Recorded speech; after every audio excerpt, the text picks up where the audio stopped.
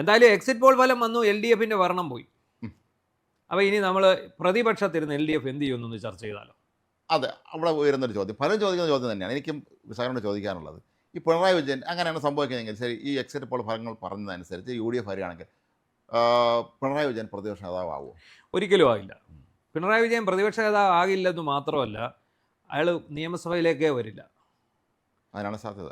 കാരണം ഒന്നാമത് അദ്ദേഹത്തിന് ശാരീരിക പ്രശ്നങ്ങളുണ്ട്, അസ്വസ്ഥതയുണ്ട്. അദ്ദേഹം ക്യാൻസർ അതിജീവിതനാണെന്ന് അദ്ദേഹത്തിന്റെ പഴയ നേതാവിന്റെ മോൻ തന്നെ പാട്യം ഗോപാലിന്റെ മകൻ ഉല്ലേഖ് ഓപ്പൺ മാഗസിനിൽ എഴുതി. ആവേശം മൂത്ത് പോയപ്പോഴാണ് ഈ സംഭവം പുറത്തു പോയത്.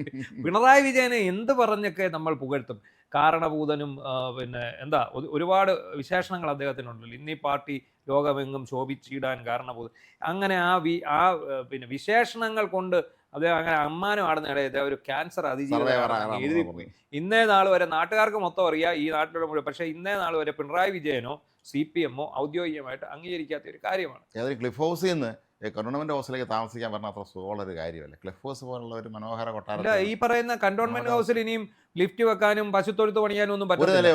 ഒരു നിലയേ ഉള്ളൂ. അതുപോലെ പശുത്തൊഴുത്ത് പുള്ളിയുടെ ശനിദോഷം അകറ്റാൻ വേണ്ടി പിന്നെ ജോത്സ്യൻ നിർദ്ദേശിച്ച പ്രതിക്രിയകളൊക്കെ ചെയ്തിട്ടിരിക്കുന്നതാണ് ക്ലിഫ് ഹൗസ്. അതുകൊണ്ട് തന്നെയാണ് അവിടെ തന്നെ തുടരാൻ വേണ്ടി അദ്ദേഹം കയ്യും കാലും വിട്ട് അടിച്ചത്. ഇനിയും പുതിയൊരു സംവിധാനം അഡ്ജസ്റ്റ് ചെയ്ത് വരുമ്പോഴത്തേക്ക് അത്ര വലിയ എളുപ്പമല്ല. മറ്റേ കറുത്ത കാറും എല്ലാം നഷ്ടമാവുകയാണ്. കറുത്ത കാറ് അത് മുഖ്യമന്ത്രി ആയിരുന്നപ്പോൾ ഇഷ്ടമുള്ള കറുത്ത നിറമുള്ള കാറൊക്കെ മേടിക്കാമായിരുന്നു. ഇപ്പൊ അതൊന്നും പറ്റുകയില്ല. എന്തായാലും 40 വണ്ടിയുടെ എസ്കോർട്ടിലെ പ്രതിപക്ഷ നേതാവിന് വളരെ ചെറിയ വണ്ടി അത്രേ ഉള്ളൂ. ഒരു മന്ത്രിയുടെ പേടിച്ച് തൂറി ഇടപാട് തീരും. അതാണ് ഇപ്പം. എന്തായാലും പിണറായി വിജയൻ എനിക്ക് തോന്നുന്നു MLA ആയിട്ട് സത്യപ്രതിജ്ഞ ചെയ്യാൻ വേണ്ടി മാത്രം വരുമായിരുന്നു. അതിനുശേഷം അദ്ദേഹം നിയമസഭയിൽ എത്തുന്ന കാര്യത്തിൽ വളരെയധികം സംശയമുണ്ട്. അത് ഒരിക്കലും പ്രതിപക്ഷ നേതാവായി മാറത്തില്ല. ഇല്ല, പ്രതിപക്ഷ നേതാവാകുക പിണറായി കൊണ്ട് സാധിക്കുന്ന കാര്യമല്ല. മുഖ്യമന്ത്രിയായിരുന്ന ഞാൻ ജയിക്കുകയാണെങ്കിൽ ഒരുപക്ഷെ P. രാജീവിനെ അതല്ലെങ്കിൽ KN ബാലഗോപാലിനെ അങ്ങനെയുള്ള അതിന് അവർ രണ്ടും ജയിക്കണമല്ലോ. അവിടെ വേറൊരു വിഷയം കൂടെ ഉണ്ട്. ഇപ്പോൾ ഈ കണ്ണൂർ ലോബി പിടിപുറക്കൂലേ? കണ്ണൂരിൽ നിന്ന് ഒരാളിനെ പ്രതിപക്ഷ നേതാക്കേണ്ടി വരില്ല. കാരണം CPM സംബന്ധിച്ചിടത്തോളം പാർട്ടി എന്ന് പറഞ്ഞാൽ കണ്ണൂരാണ്. അപ്പോൾ PK ശ്യാമള പ്രതിപക്ഷ നേതാവായോ? അതിന് സാധ്യത കളയാൻ പറ്റില്ല. അതായിരിക്കും സംഭവിക്കാൻ പോകുന്നത്. കാരണം ശൈലജ ജയിക്കുകയില്ല. ശൈലജ ജയിക്കാനല്ലല്ലോ മത്സരിപ്പിച്ചു, തോപ്പിക്കാൻ വേണ്ടി നിർത്തിയാണല്ലോ. ഒന്ന് റെഡിയായിട്ട് തോപ്പിച്ചാൽ കൊണ്ട് കൊടുക്കും. ശൈലജ ജയിക്കുകയില്ല. പിന്നെ ഉള്ളത് ഈ പറയുന്ന ഇവർ രണ്ടുമാണ്, രാജീവും ഇദ്ദേഹവും. പക്ഷെ അവർ ഒരാൾ തെക്കൻ, ഒരാൾ മധ്യ കേരളത്തിലുള്ള ആളാണെന്നുള്ള പ്രശ്നമുണ്ട്. അതെ, പിന്നെ പറ്റിയ ഒരാളുണ്ട് ജയിക്കണം, V. ശിവൻകുട്ടി. അല്ല തെക്കന്മാരായി പോയില്ലേ? അല്ലെ സജി ചെറിയാനുണ്ട്, പിന്നെ കോട്ടയത്ത് ജയിച്ചാൽ വാസവനുണ്ട്. പക്ഷേ ഇവരൊക്കെ മുഹമ്മദ് റിയാസ് ഉണ്ട്. പക്ഷേ എനിക്ക് തോന്നുന്നത് പണ്ട് രാഹുൽ ഗാന്ധിക്ക് പറ്റിയ പോലെ ഇരിക്കും. പ്രതിപക്ഷ നേതൃസ്ഥാനം ഏറ്റെടുക്കാൻ ആളുണ്ടാവാതെ വരും. NDA തൂത്തുവാരിയല്ലോ, രണ്ടാം NDA സർക്കാർ. അപ്പൊ പ്രതിപക്ഷ നേതാവായിട്ടിരിക്കാൻ ആളില്ലാതായി പോയി. അതുപോലെ വേണം. അപ്പം എന്ന് പറഞ്ഞ പോലെ അവസാനം ഈ പറയുന്ന ബാലഗോപാലും നമ്മളിപ്പോൾ പറഞ്ഞ മറ്റേ P. രാജീവും ഒക്കെ തോറ്റുപോയാൽ, മുഹമ്മദ് റിയാസ് ജയിക്കുക, ഇവരെല്ലാം തോറ്റുപോയും പിണറായി വിജയൻ ജയിക്കുകയും ചെയ്യുമ്പോൾ എന്ത് സംഭവിക്കും? മിക്കവാറും മുഹമ്മദ് റിയാസ് പ്രതിപക്ഷ നേതാവായി മാറും. അതാണ് സാധ്യത കാണുന്നത്. കാര്യം മലബാർ പ്രാതിനിധ്യം ഉറപ്പായാലും ന്യൂനപക്ഷമാണ്, മലബാർ പ്രാതിനിധ്യം എല്ലാം ഉണ്ട്. അതല്ലാതെ പിണറായി വിജയൻ പ്രതിപക്ഷ നേതാവായി ജീവിക്കാനുള്ള സാധ്യത വളരെ കുറവാണ്. ഇപ്പോൾ ഒരു പ്രതിപക്ഷ നേതാവായിരിക്കുക എന്ന് പറഞ്ഞാൽ ഏറ്റവും ശക്തനായിരിക്കണം. ഇപ്പോൾ അദ്ദേഹം കുറച്ച് ദുർബലനാണ്, അദ്ദേഹം ക്ഷീണിതനാണ് എന്നുള്ള കാര്യം ഉറപ്പാണ്. അല്ലെങ്കിൽ ഈ ഒരു തോൽവി അംഗീകരിക്കാൻ പറ്റാതെ അദ്ദേഹം മാനസികമായിട്ട് വലിയ തളർന്നു പോകും. കാരണം നമ്മൾ നേരത്തെ പറഞ്ഞ കാരണം തന്നെ അയ്യപ്പ കോപത്താൽ വലഞ്ഞ് ആകെ ഗതികെട്ടായിരുന്ന സമയത്താണ് ആ പരിഹാരക്രിയകളുടെ ഭാഗമായി അയ്യപ്പ സംഗമം സംഘടിപ്പിക്കുകയും ക്ലിഫ് ഹൗസിൽ പരിഹാരക്രിയകൾ ചെയ്യുകയും ലിഫ്റ്റ് വെക്കുകയും ഗോക്കളെ കണി കണ്ടുണരാൻ വേണ്ടി ഗോശാല നിർമ്മിക്കുകയൊക്കെ ചെയ്ത ആ പരിത്രവും പരിപാവനവും പരിശുദ്ധവുമായ ആ ക്ഷേത്രഭൂമിയിൽ നിന്ന് ഇനി ഒരു കന്റോൺമെന്റ് ഹൗസിലേക്ക് മാറുക എന്ന് പറഞ്ഞു. മുഖ്യമന്ത്രിയായിരുന്നു കന്റോൺമെന്റ് ഹൗസാണ് താമസിച്ചിരുന്നത്. അതെ, പക്ഷെ എന്നാൽ പോലും അദ്ദേഹം ഇങ്ങോട്ട് മാറാൻ സാധ്യത കാണുന്നില്ല. വേറൊരാൾ പ്രതിപക്ഷ നേതാവാകും എന്നുള്ള കാര്യം ഉറപ്പാണ്. CPM ഉൾപ്പാട്ട് പ്രശ്നങ്ങൾ എന്തായിരിക്കും? അങ്ങനെ ചിന്തിക്കും. പ്രതിപക്ഷത്തായി പോയാൽ ഇത്തവണ സപ്പോസ് പ്രതിപക്ഷത്തായെന്നിരിക്കട്ടെ, അങ്ങനെയാണെങ്കിൽ CPM ഇപ്പം മലബാർ മേഖലയിൽ നമുക്കറിയാം TK ഗോവിന്ദനും കുഞ്ഞികൃഷ്ണനും അല്ലെങ്കിൽ ഇങ്ങോട്ട് G. സുധാകരനും PK ശശിയും എല്ലാവരും പാർട്ടി വിട്ട് പോകുന്ന ഒരു അവസ്ഥയുണ്ട് പ്രതിപക്ഷത്തായാൽ. കാരണം പിണറായിയുടെ അധികാരത്തെ പേടിച്ചാണ് പറയുന്നത്. പ്രതിപക്ഷത്തായി കഴിഞ്ഞാൽ പ്രധാനമായിട്ടും രണ്ടുപേർക്കെതിരെ ആയിരിക്കും പ്രശ്നം ഉണ്ടാകും. ഒന്ന് പിണറായി, മറ്റൊന്ന് MV ഗോവിന്ദൻ. ഈ രണ്ടുപേരും കൂടെ ചേർന്നാണ് ഈ തോൽവിയുടെ ഉത്തരവാദിത്വം, അല്ലെ ഇതിന്റെ പാപഭാരം ഇവർക്ക് രണ്ടിനുമാണ്.